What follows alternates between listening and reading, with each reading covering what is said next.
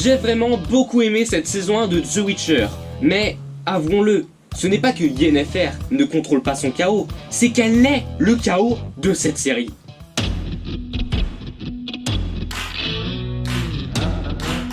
Bonjour tout le monde, aujourd'hui on se retrouve pour parler de la saison 1 de The Witcher sortie sur Netflix en 2019 et qui comprend 8 épisodes.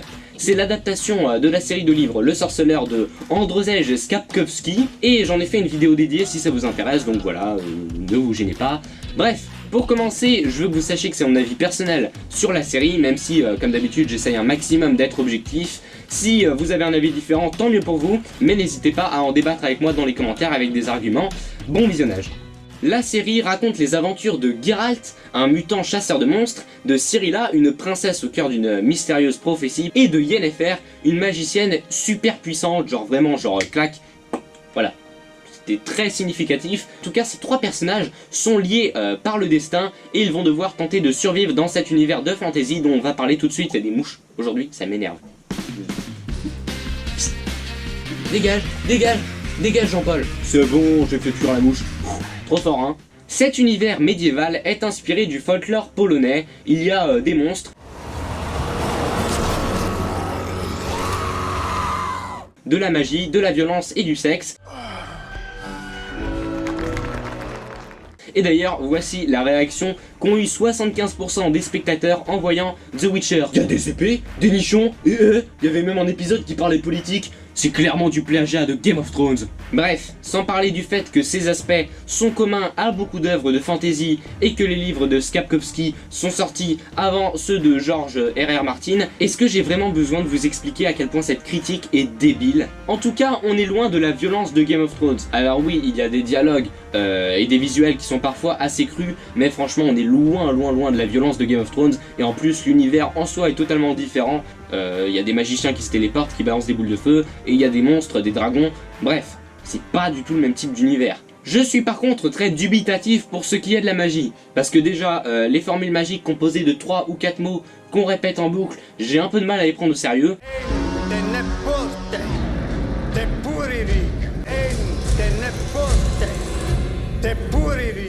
Mais le problème, c'est surtout qu'on en voit très peu de la magie. La magie est très présente dans la série, mais on ne la voit jamais. L'exemple parfait, c'est la bataille du Mont Sodden. Donc sans parler du fait que le combat n'était pas hyper bien mis en scène, le problème surtout c'est qu'on n'a pas vu de magie quoi. T'as 14 magiciens et une de leurs plus grosses utilités, c'est de créer des plumes pour faire plus de flèches, d'arcs. Oui, c'est sûr qu'on veut pas forcément des magiciennes hyper cheatées comme dans les jeux vidéo de The Witcher par exemple, parce que voilà, ça demanderait quand même beaucoup d'effets spéciaux, ça coûterait cher. Mais merde, vous êtes capable de créer des vortex et de balancer des éclairs? Tout ce que vous faites, c'est créer des plumes pour faire plus de flèches d'arc et au grand maximum faire pousser des champignons avec des gaz mortels.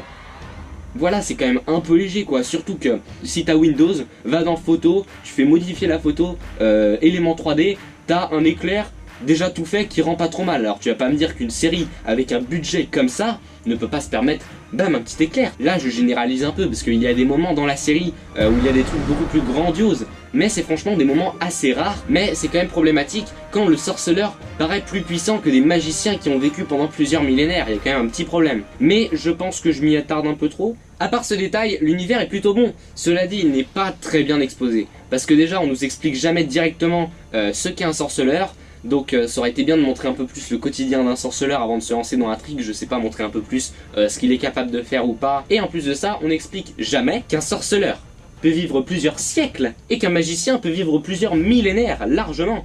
Et ça pose vraiment problème parce qu'en plus de ça, le scénario est raconté de manière non linéaire. Quand tes personnages ne changent pas physiquement, c'est un peu la merde, mais en tout cas, on en reparle plus tard. La série respecte plutôt bien les livres pour ce qui est de la forme, avec cette manière humoristique de présenter ce monde de merde. Par contre, pour ce qui est du fond, c'est un peu moins bon. Certaines décisions prises pour l'adaptation des romans en livre rendent certains aspects clés de l'univers inefficaces. Par exemple, là où les livres se distinguent vraiment par leur ambiguïté morale, donc il n'y a rien de réellement bon ni de réellement mauvais, tout se mélange, et c'est pas du tout le cas de la série qui, elle, est très manichéenne.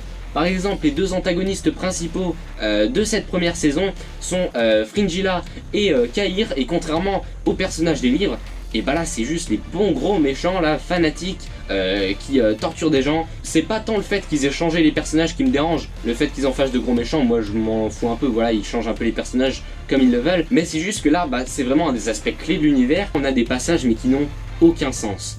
Genre, vous savez, ce genre de scène où tu vas avoir un prisonnier qui laisse partir et lui disent oh c'est bon tu peux te partir, et après il court pour le rattraper, et bah non en fait on t'a pas libéré, et après il le tue. Ouais, ce genre de truc totalement débile. Avec The Witcher, c'est la première fois que j'ai lu l'œuvre d'origine avant de voir l'adaptation, et du coup c'est la première fois voilà, que je peux voir une adaptation évoluer par rapport à l'œuvre que je connais, donc c'est plutôt sympa. Personnellement je trouve que dans l'ensemble voilà, c'est plutôt pas mal au niveau adaptation, mais ce point là, le fait que la série soit très manichéenne, c'est vraiment problématique parce que l'univers est basé dessus, le scénario des livres est basé là-dessus. Je ne pense pas que la série doive scrupuleusement respecter les livres pour être bonne, mais parfois on passe vraiment à côté de messages très importants des livres, et à l'avenir ça pourrait vraiment compromettre tout le scénario, et justement le scénario on y vient.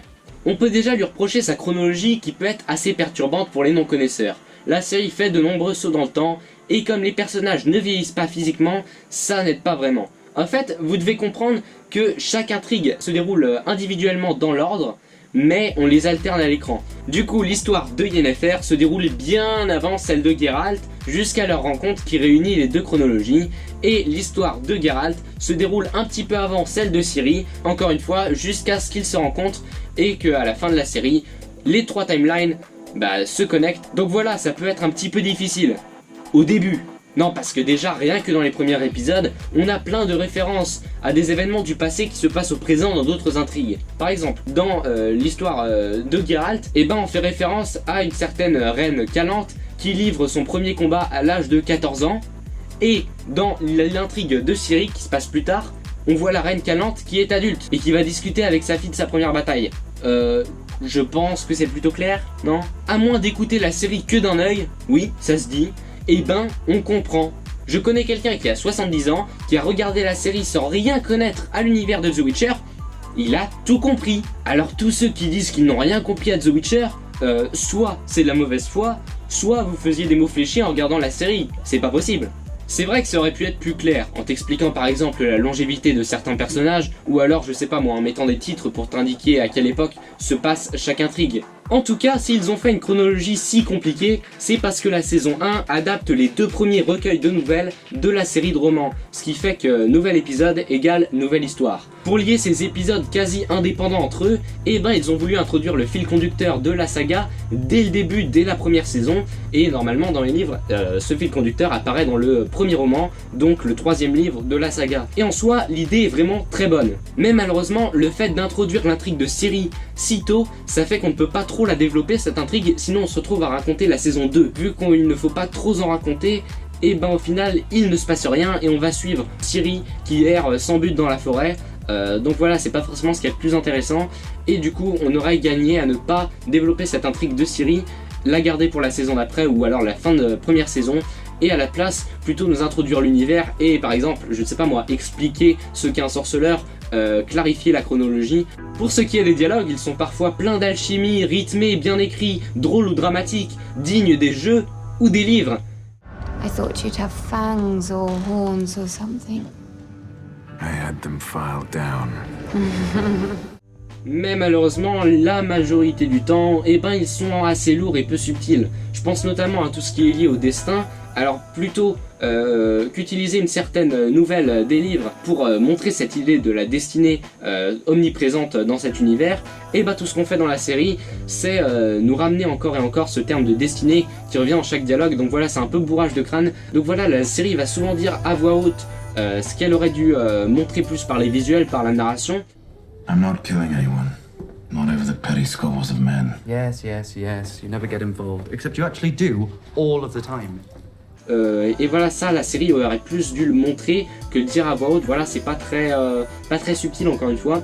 Je dois aussi parler du rythme qui n'est pas terrible, surtout dans le premier épisode où on va passer un temps fou sur un dialogue qui aurait pu être réglé en, je sais pas moi, en 5 minutes, on va passer peut-être 20 minutes dessus. C'est inutilement long. Because you're in hiding, Stregobor. How very clever of you.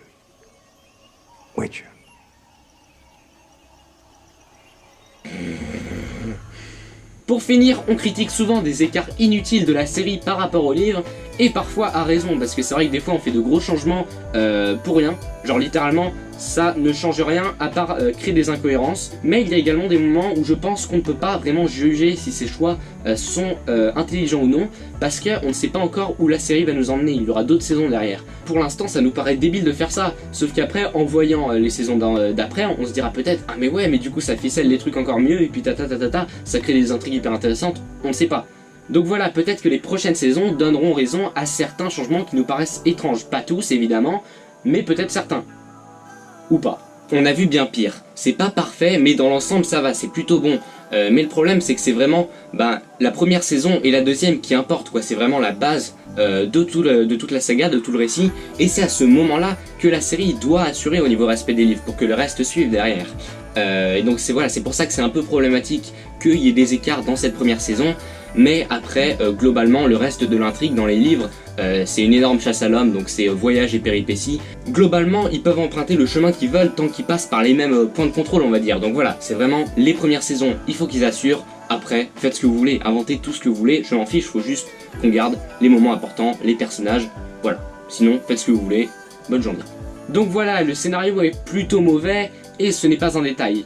Mais bon, après ce n'est pas une purge, franchement ça se regarde, c'est un gros défaut de la série, c'est même le plus gros défaut de la série, mais ça va.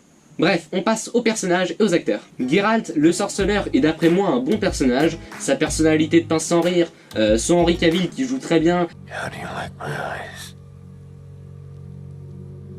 Do you know, Vicenna, what they do to a Witcher to improve his eyes? Stop it. La voix de l'acteur qui est digne de celle des jeux vidéo et tout simplement la performance physique d'Henry Cavill qui apparemment fait ses propres cascades et chorégraphies. Donc franchement je trouve que le personnage est plutôt réussi. Alors je trouve qu'il manque quand même un petit peu de background. On ne sait pas grand chose de lui, on le découvre vraiment peu à peu, mais c'est surtout que pour l'instant voilà, on le suit pendant des nouvelles qui n'ont pas de lien, donc voilà, c'est un problème issu des livres. Donc voilà, on n'est peut-être pas forcément le plus attaché à ce personnage, sauf si on a lu les livres, mais franchement le personnage est très réussi je trouve, il fonctionne très bien. Et puis c'est sûr que par la suite, dans les prochaines saisons, il va devenir très très attachant. Pour l'instant, c'est juste un personnage cool, mais à mon avis, comme dans les livres, il va devenir bien plus. Du côté de Yennefer, je trouve que l'actrice se débrouille pas mal, même si elle n'a pas vraiment d'alchimie à Henry Cavill. Alors est-ce que c'est à faute de l'un, est-ce que c'est à faute de l'autre, est-ce que c'est à faute des deux, j'en sais rien. C'est vrai que ça aurait été bien qu'ils aient une alchimie tout court en fait, parce que tu ressens pas vraiment grand chose dans leur romance. Mais bon, les deux acteurs séparément jouent bien je trouve. Ouais, Anya Chalotra joue bien. En tout cas, l'actrice gère 1000 fois mieux que son doublage français, que j'ai envie de baffer H24. Qu'entends-tu par là? Mais c'est dommage qu'elle ait eu un personnage comme ça. Je veux dire, le personnage de Yennefer, dans les livres, est une connasse. Mais une connasse qu'on arrive à apprécier. Ce personnage de Yennefer n'est pas problématique parce que c'est une connasse. Elle est problématique parce qu'elle est très mal écrite. C'est un chaos, mais incroyable. En fait, à chaque épisode, sa personnalité, ses buts, ses motivations sont tellement différentes que t'as l'impression d'être devant un nouveau personnage à chaque fois. En gros, pendant toute la série, elle va toujours en faire qu'à sa tête, elle va forcer son entourage à faire ce que elle veut, et dans les épisodes d'après, elle va se plaindre « Ouais, on m'a pris mon choix. Think for yourselves.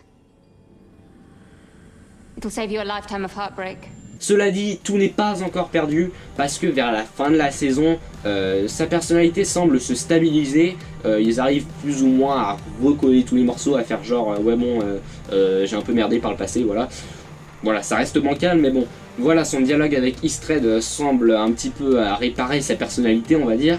Et du coup, s'il continue dans cette veine-là pour les prochaines saisons, on pourrait avoir une Yennefer vachement bien. Par contre, je dois préciser que son origin story est très bonne, c'est un très bon ajout de la part de Netflix. Pour ce qui est de Ciri, elle est très bien interprétée par Freya Allan, et son personnage aurait de quoi être attachant, et c'est le cas des fois, elle arrive à être attachante, mais vu que son intrigue traîne, on a tendance à être un peu saoulé dès qu'on voit que ça vient sur Ciri. Ah non, on va encore la voir marcher pendant 3 plombes, mais sinon le personnage est bien foutu, et puis voilà, elle est attachante, elle est bien interprétée, et elle ne pourra que s'améliorer encore une fois. Pour ce qui est de Jaskier, génial, le bar de coureur de jupons m'a parfaitement réussi. Un des points que la série a super bien réussi, c'est la relation Jasquier, Geralt. Ils sont vraiment hilarants ces deux-là. L'acteur Joey Batey qui est en fait un chanteur à la base, parce que voilà, le personnage est un barde, donc forcément il fallait quelqu'un qui sache un minimum chanter. Donc voilà, il joue pas forcément toujours très bien, des fois ça fait un peu faux, mais c'est pas dérangeant. Quand il joue mal, c'est même plutôt drôle. How's my singing? It's like ordering a pie and finding it has no filling. Ça va avec le personnage et en général il joue plutôt bien. L'alchimie avec Geralt est énorme. Vous vous rendez compte que Geralt et Jasquier ont presque une meilleure alchimie romantique que Geralt et Yennefer? Pour finir, on a beaucoup de second rôles que j'aime beaucoup, les personnages sont attachants et les acteurs sont très bons je trouve, que ce soit Calante, son mari, je me souviens plus de son nom, Renfri ou Tissaia, ou encore Sakasuri, c'est des personnages qui fonctionnaient très bien avec des bons acteurs je trouve. Sinon, le physique des personnages a beaucoup fait gueuler les fans. Et ces fans sont débiles. Qu'est-ce qu'on en a à foutre que ce personnage, qu'on voit littéralement, je sais pas moi, 6 minutes dans la saison complète, un personnage plus que secondaire, limite un figurant, un personnage tertiaire, je sais pas si ça existe, qui soit décrit comme beau dans les livres. Qu'est-ce que t'en as à foutre, Jean-Roger? Ou que Calante soit décrit comme blonde dans les livres? Qu'est-ce qu'on s'en fiche? Bon sang de bonsoir. Donc, au final, hormis Yennefer, tous les personnages sont bons et les acteurs sont tous très bons. Donc voilà, la série est plutôt réussie niveau personnages et acteurs. Pour commencer avec les visuels, la photographie est vraiment très bonne je trouve, c'est coloré, contrasté et franchement ça offre plein de plans qui sont esthétiques et qui restent en tête. Mention spéciale aux épisodes 3 et 4 qui sont franchement très beaux, l'éclairage aussi est très beau, tu as les rayons de lumière qui rentrent par les fenêtres pleines de poussière, là ça fait des beaux rayons dans les couloirs. Bref, en général, la photographie est plutôt stylée, même si c'est vrai qu'il y a des moments où c'est un peu trop gris et trop sombre, mais dans l'ensemble franchement la photographie est une réussite, c'est pas exceptionnel mais c'est une bonne photographie, franchement pour une série, visuellement, The Witcher se tient plutôt bien. Pour ce qui est de la réalisation par contre c'est assez peu inventif je trouve, c'est filmé de manière plutôt basique, il y a aussi pas mal de plans débulés tout le long de la série, et franchement j'en vois pas trop l'intérêt à part une fois dans l'épisode 8 où ça montrait bien le malaise des personnages, la désorientation après la guerre. Je vois pas trop pourquoi il y avait autant de plans de Dutch Angle un peu partout dans la série. Mais bon, à part l'épisode 6 qui était plutôt mauvais, en général, les visuels de la série sont plutôt sympas, sans être exceptionnels, mais ils sont pas mauvais. Il y a même parfois de bonnes idées de mise en scène qui mettent bien en valeur le comique de certaines scènes. Je pense par exemple à une scène où Geralt va être attaché, chaque coup qu'il va se prendre va être accompagné d'un bruit de corde cassée, parce que pendant ce temps-là, il y a un autre gars qui est en train de casser le luth de Jasquier. Please, not the loot! Leave off! He's just a bard. You don't deserve the air you breathe. Everything you touch, you destroy. Il y a aussi quelques moments où la réalisation révèle des événements dramatiques de manière assez stylée. Je pense notamment à une scène avec le drapeau qui va faire une transition entre deux époques.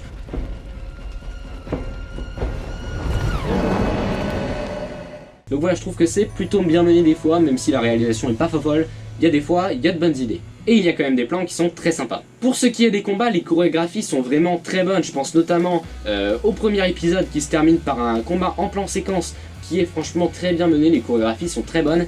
Et faut dire aussi que le sifflement des épées dans l'air ajoute un effet très classe.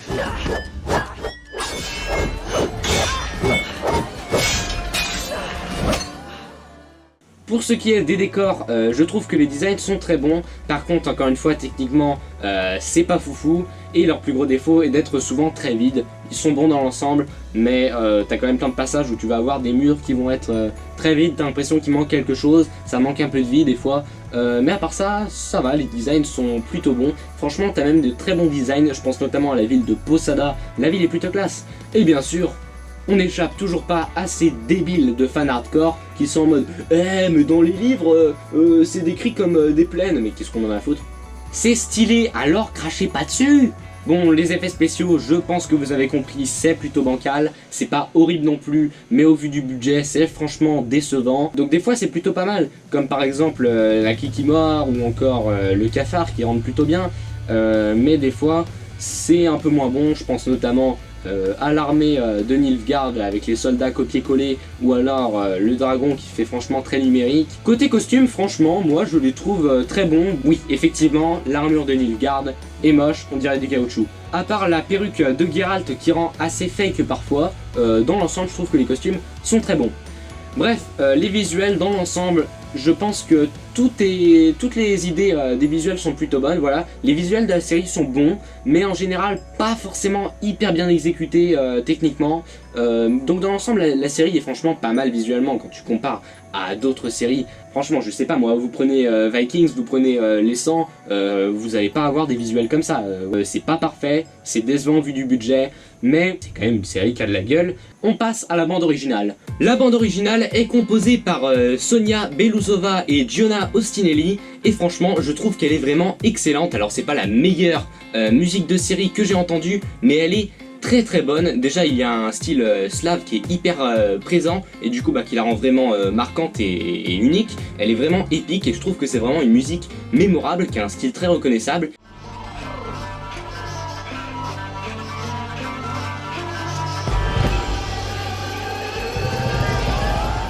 Et il y a plein de thèmes qui sont super sympas, donc il y a Geralt of Rivia, il y a Every Time You Leave, il y a, je sais pas moi, il y a Chaos is All Around Us, il y a Here's Your Destiny.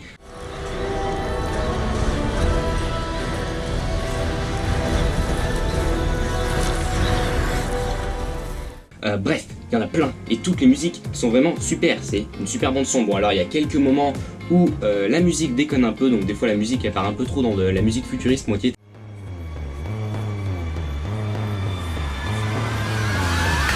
Des fois c'est pas génial, mais dans l'ensemble, la musique est vraiment super bonne. Franchement, des fois, elle me donne des frissons. T'as des passages qui sont très cool ou émouvants, et j'aime aussi le fait que la musique, des fois, elle fait partie de l'univers, parce que du coup, il y a beaucoup des musiques de la bande originale qui sont chantées par le barde Jasquier, donc par l'acteur Joey Bataille. Tu vas le voir composer une ballade. If this is the path I must trudge, I'll welcome my sentence. Which one do you prefer, lovely? Gorgeous? Et plus tard dans les épisodes d'après, elle va servir de bande originale pour une scène. I came for you.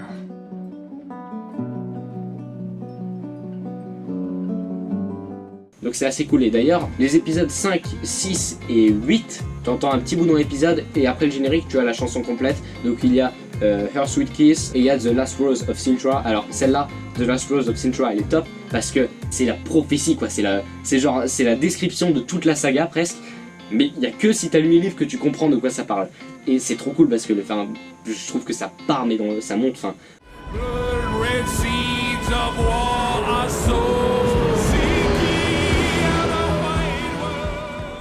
Et évidemment, il y a Toss a Coin to Your Witcher qui est hyper stylé, y a rien à dire. Toss a coin to your witcher, O Valley of Plenty. J'ai trop hâte d'entendre les nouvelles compositions de Jasquier dans la prochaine saison. Bref, je trouve que la musique est vraiment épique ou touchante ou drôle, la musique fonctionne vraiment bien je trouve. Et alors oui, même si des fois on dirait pas forcément de la musique que tu aurais pu entendre à l'époque, mais bon c'est pas grave parce que de toute façon le sorceleur, il y a toujours eu un peu d'anachronisme dans cet univers. Pour moi elles correspondent parfaitement à l'univers et à l'histoire, c'est top, c'est des bonnes musiques.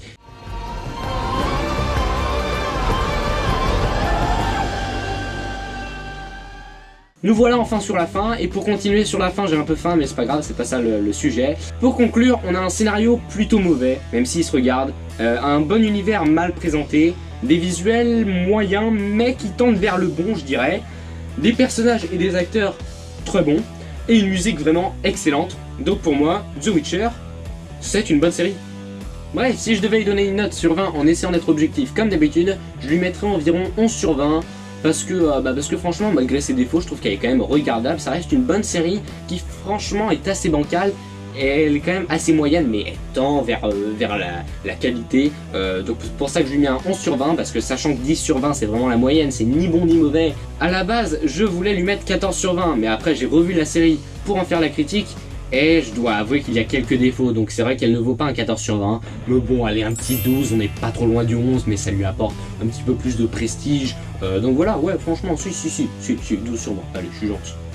Bon, en tout cas, ma note est là, histoire de. L'important, c'est mon résumé global. Donc voilà, je vous conseille The Witcher, c'est une bonne série. Personnellement, je l'ai adoré, c'est une de mes séries préférées. J'ai lu les livres, j'ai joué au jeu, et pourtant je ne vois pas la série comme une trahison de l'univers. Alors oui, c'est pas à la hauteur, mais je vois pas vraiment comment on peut détester cette série ou dire qu'elle est mauvaise. Alors, c'est moyen, c'est vrai, mais franchement, allez, c'est pas mal. Après, c'est sûr, si vous regardez la série avec un regard vraiment critique, ça va peut-être pas le faire, mais si vous, vous voulez juste regarder une série pour regarder une série, je dirais pas que c'est une mauvaise série. Et pour donner un exemple concret, je connais au total, je crois, 4 personnes, dont moi, qui ont vu la série. Sur ces 4 personnes, on a tous bien kiffé la série, on l'a tous aimé. Alors, il y a moi et Achille qui connaissions d'avance l'univers, on a tous les deux aimé, et Oscar et François, eux, ne connaissaient pas du tout The Witcher, ils ont aimé aussi. Alors, voilà. Cette série, je pense que les personnes qui vont le plus apprécier la série, c'est ceux qui, comme moi, ont beaucoup aimé les livres, mais ne sont pas des fans hardcore. Les fans hardcore, je généralise évidemment, parce que ça va pas toujours être le cas, mais je dirais que les fans hardcore, eux qui vont s'attarder sur des détails pas forcément importants, eux vont détester en général. Et par contre, ceux qui connaissent pas du tout l'univers, au niveau de la compréhension, un univers qui va pas forcément te parler, tu vas pas comprendre forcément toutes les dynamiques de cet univers dès le début, ça va pas forcément être foufou, je pense qu'on peut l'apprécier quand même. La preuve, François et Oscar ont aimé alors qu'ils connaissent pas, mais voilà, c'est pas forcément eux qui vont le plus kiffer. Par contre, attention, la saison 2 va arriver, et elle va être bien meilleure, je le dis. Donc bref, je vous recommande The Witcher, et je vous incite à aller voir la saison 2, même si vous n'avez pas aimé la saison 1, je pense que ça risque d'upgrader un peu, bref, on s'en fout. Bref, ça va être génial, je vous dis ça quand je l'aurai vu. Bon bah voilà, c'en est tout pour cette partie sans spoilers. Pour ceux qui vont s'en aller, j'espère que vous avez aimé cette vidéo. Pour ceux qui ont déjà vu la série ou qui n'en ont rien à cirer de se faire spoiler, on rentre en partie spoilers. Salut.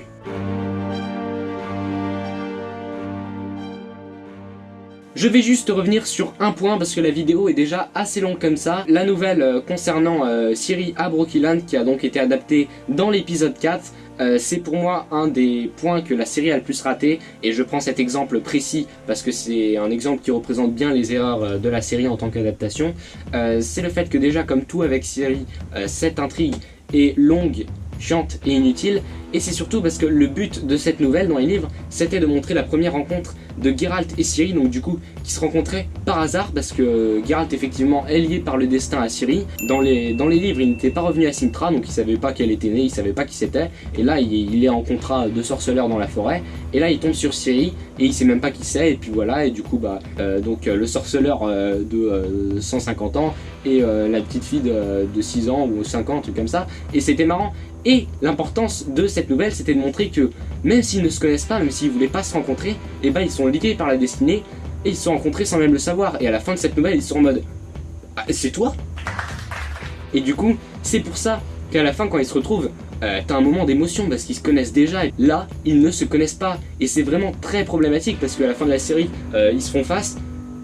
Comment vous vous reconnaissez? Vous vous êtes jamais vu de votre vie. Et nous, en tant que spectateurs, on ne devrait même pas ressentir d'émotion parce qu'ils se connaissent pas. Alors que cette nouvelle, c'était le début de la relation père-fille dans les livres. C'était ça qui était important. Et en plus de ça, on dirait qu'ils ont moitié oublié des pans de scénario parce qu'on commence à nous lancer une intrigue avec la vision d'un arbre des dryades ou je sais plus quoi, je sais même plus si c'était dans les livres, on s'en fiche, de toute façon, c'est moi la prophétie, ça m'a jamais intéressé, j'en ai déjà parlé dans ma critique des livres, mais on n'en reparle plus. Genre il y a un épisode qui se finit en mode gros cliffhanger, elle est dans une vision, un monde magique, et puis elle voit un arbre gigantesque qui lui parle, et puis paf, fin. Et on n'en reparle plus jamais en toute la saison, alors à mon avis ça va revenir dans la saison 2, mais il manque un truc les gars, vous avez oublié un truc. Bon bah voilà, c'en est tout pour cette vidéo, j'espère que vous l'avez apprécié, si c'est le cas tant mieux pour vous, si tant pis pour moi. On se retrouvera bientôt pour une prochaine vidéo. Salut, il me reste 5% de batterie.